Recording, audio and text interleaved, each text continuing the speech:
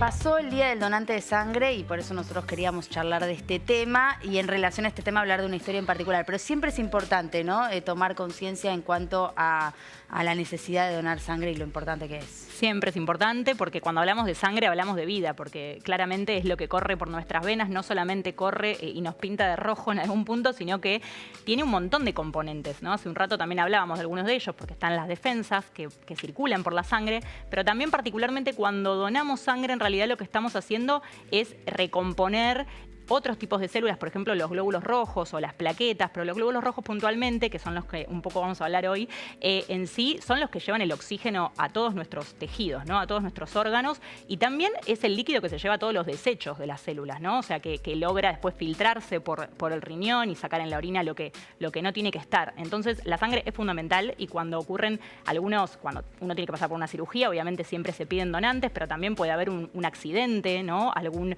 parto que no sale como tenía que salir y que se necesiten unidades de sangre y a veces muchas. Entonces siempre está bueno tener el banco de sangre, sí, ¿no? Con sangre almacenada, con sangre tipificada, o sea, eso quiere decir que se conozca el tipo sanguíneo, ¿no? Los grupos sanguíneos que son muy importantes y que de hecho tienen que ver con este día, ¿no? Porque el Día Internacional del Donante de Sangre, que fue el 14 de junio, tiene que ver con el natalicio de Landsteiner, que era un biólogo y patólogo, que es el que descubre los grupos sanguíneos, ¿no? En 1868. El que está en pantalla. Claro, el que está en pantalla, y él descubre que no toda la sangre servía para cualquier persona, ¿no?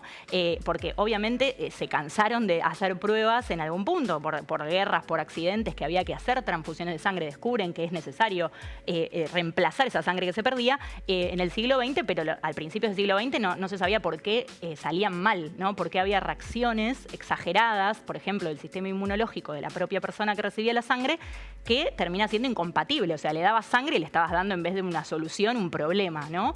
Y entonces empiezan a descubrir que, bueno, evidentemente no cualquier persona podía recibir la sangre, claro, de otro, que de hecho a principios, como te digo, de siglo, a fines del siglo XIX se hacían las transfusiones directamente persona a persona, ¿no? Sin ningún tipo de chequeo de nada, ¿no? Ni hablar de enfermedades de transmisión que también van por sangre, ya directamente, como te digo, se sabía que había una incompatibilidad entre unos donantes y otros. Y bueno, eso tiene que ver con los grupos sanguíneos, que son determinadas moléculas que tienen los glóbulos rojos que tenemos cada uno de nosotros, y depende qué grupo sanguíneo sos, tenés esa molécula o no. No sé vos cuál sos.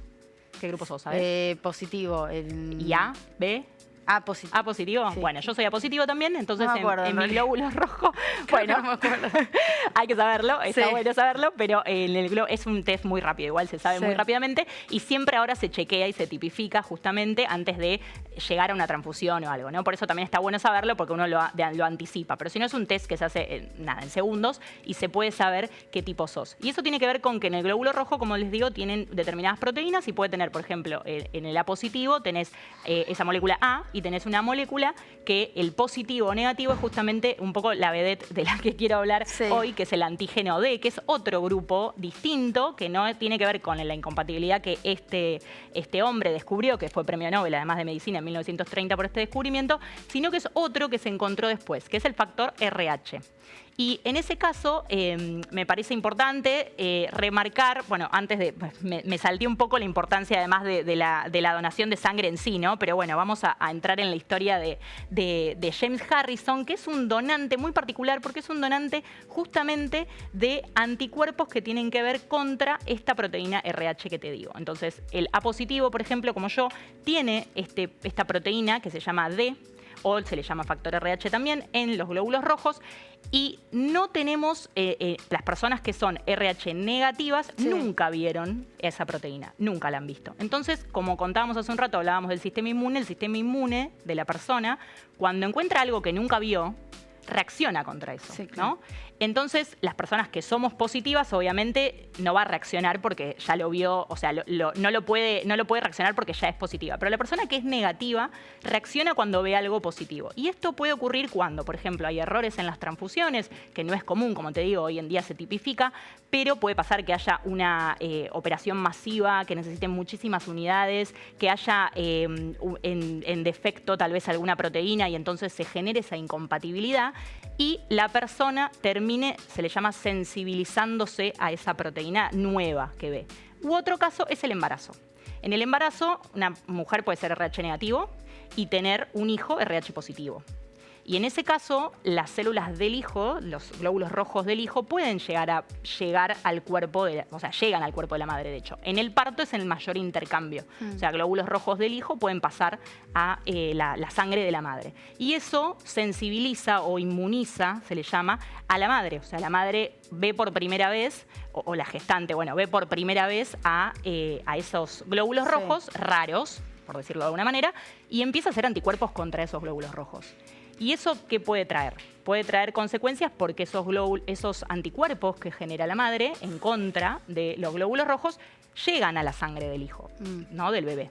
Y entonces pueden llegar, ya sea generalmente en un segundo embarazo impactan, o sea, si vuelve a quedar embarazada, lo que ocurre es que ya tiene defensas contra los glóbulos rojos de su propio hijo, ¿no? Y eso genera una enfermedad que se llama eritroblastosis fetal o enfermedad del recién nacido, es la forma más fácil de encontrarlo.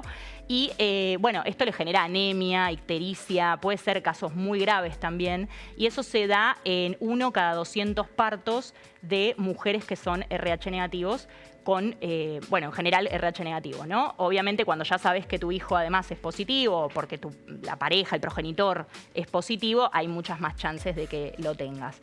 Y bueno, eso se puede prevenir.